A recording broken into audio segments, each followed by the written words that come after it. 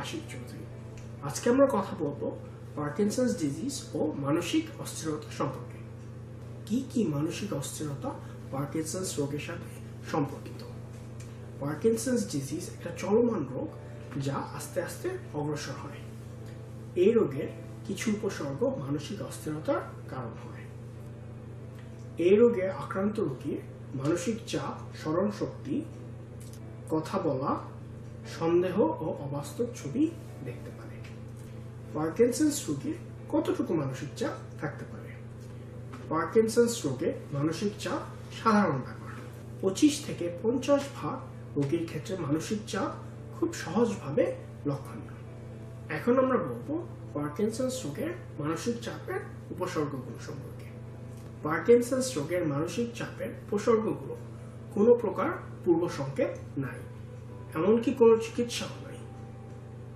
রোগীকে মানসিক চাপের অস্থিরতা ডাক্তারকে বলতে হবে। মানসিক চাপের কিছু উপসর্গগুলো হচ্ছে দুঃখ অনুভব করা বা ডিপ্রেশন, কোনো কিছুতে আগ্রহ নাই, নিজেকে অপদার্থ, অপরাধী কিংবা দুর্বল মনে করা, ক্ষুধা না লাগা, ওজন কমে যাওয়া, ঘুম না হওয়া ও হাসি খুশি না থাকাও লক্ষণীয়। এখন বলবো এই সমস্ত মানসিক চাপের কারণ সম্পর্কে। মানসিক চাপের অনেক ধরনের কারণ থাকতে পারে, তার মধ্যে বংশগত একটা রয়েছে কিংবা বার্ধক্যজনিত হতে পারে। জীবনের বিভিন্ন সমস্যা সম্পর্কে অতিরিক্ত চিন্তা ভাবনা এটাও কারণ হতে পারে। পার্কিনসন্স সাধারণত বৃদ্ধ লোককেই বেশি আক্রান্ত করে এবং মানসিক চাপের সম্ভাবনা তাদেরই বেশি। মস্তিষ্কের তৈরি রাসায়নিক পদার্থ যেমন সেরোটোনিন এবং নরএপিনেফ্রিন মানসিক চাপের সাথে জড়িত। এখন বলবো কিভাবে মানসিক চাপ থেকে বিরত থাকা যাবে। মানসিক চাপের কারণ হতে পারে এমন অবস্থা থেকে নিজেকে দূরে রাখবেন। এমন কিছু করবেন যা আপনাকে হাসি খুশি ভাবে থাকতে সহায়তা করে। আপনার মানসিক চাপ যদি এমন হয় যে একটার পর একটা আসতে থাকে, এই ক্ষেত্রে অন্যদেরকে এই ব্যাপারে অবহিত করবেন। এমন ভাবে চলবেন যেন মানসিক চাপ কম থাকে। রীতিমতো ব্যায়াম মানসিক চাপ কমাতে বড় সহায়ক। তাছাড়া ব্যায়াম পার্কিনসন্স ডিজিজের উপসর্গগুলোকে কমাতে সাহায্য করে থাকে। মদ এবং মদ জাতীয় পানীয় সেবন করা থেকে বিরত থাকবেন। মানসিক চাপের ডাক্তারি চিকিৎসা দীর্ঘ সময় ধরে প্রয়োজন। মানসিক চাপের প্রতিষেধক হিসেবে ওষুধ আছে, এ ব্যাপারে ডাক্তারের সাথে পরামর্শ সহায়ক।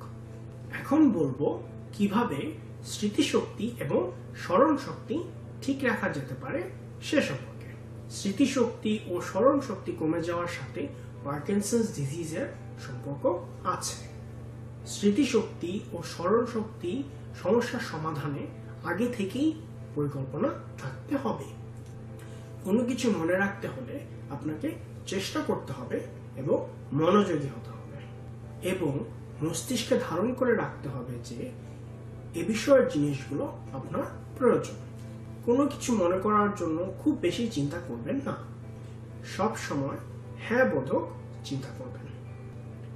যদি মনে করেন কোনো সময় যে আপনার কম স্মরণ শক্তি ছিল, তাহলে আপনি সবকিছু এমনিতেই ভুলে যাবেন। আপনি একটি সুন্দর উপযোগী নোটবুক রাখতে পারেন যেন ভুলে যাওয়ার মতো জিনিসগুলো লিখে রাখতে পারেন। আপনি একটি রুটিন করে নেবেন যা অত্যন্ত দরকারি। আপনার ব্যবহারের জিনিসগুলো গুছিয়ে রাখবেন যেন প্রয়োজনে সহজভাবে পেতে পারেন। সব ব্যাপারে ডাক্তারের সাথে পরামর্শ করবেন। সন্দেহ ও অবাস্তব জিনিস দেখলে কি করবেন? পার্কিনসন্স ডিজিজের কিছু ওষুধের পার্শ্ব প্রতিক্রিয়া হিসেবে অবাস্তব জিনিস দেখতে পারেন। সুতরাং আপনার ডাক্তারের সাথে এ ব্যাপারে আলোচনা করবেন।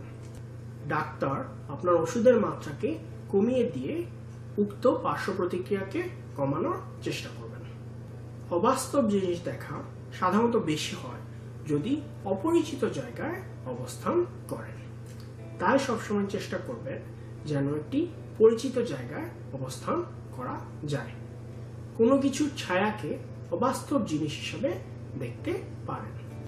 তাই রাতে আলো জ্বালিয়ে রাখলে এই সমস্যা অনেক কমে যাবে। পর্যাপ্ত পানি ও পুষ্টি জাতীয় খাবার আপনাকে রাতে ঘুমে অনেক সাহায্য করবে। আপনি যদি রোগীর সেবাদানকারী হন তাহলে মনে রাখবেন অবাস্তব কিছু দেখা পার্কিনসন্স ডিজিজের একটি সাধারণ সমস্যা, আর তাই এ ব্যাপারে রোগীর সাথে বাড়াবাড়ি করবেন না।